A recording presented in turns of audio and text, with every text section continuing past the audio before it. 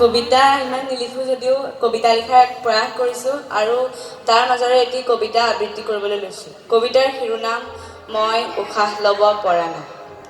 মই উশাহ ল'ব পৰা নাই। বিশুদ্ধ বতাহৰ অশুদ্ধ নিশাহ, চাৰিওদিশে যন্ত্ৰণা, বাকৰুদ্ধময়, চকুৰ আগত প্ৰদূষণ, বিষাক্ত সমুদ্ৰ, উত্তপ্ত ডাৱৰ, বৰষুণত এচি, কি কৰা যায়? মই উশাহ ল'ব পৰা নাই। বিপন্ন সময়ৰ উত্তাল প্ৰহৰ, আকাশত বেদনাৰ উল্কা, প্ৰতিটোপাল পানী অমূল্য। বাঢ়িছে বোলে কিবা, গলিছে নেকি বৰফ?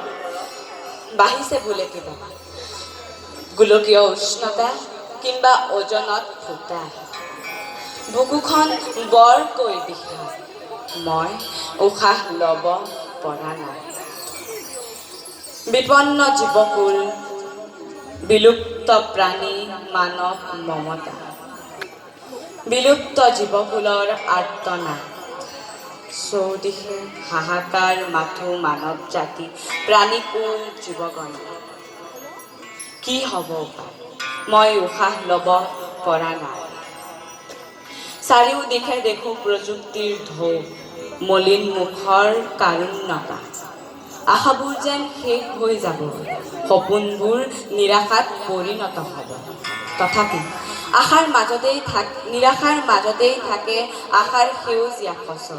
সেই সেউজীয়া ফচলবোৰে আমাক আগুৱাই লৈ যাব এখন নতুন আৰু সুস্থ সেউজীয়া পৃথিৱীৰ মাজলৈ।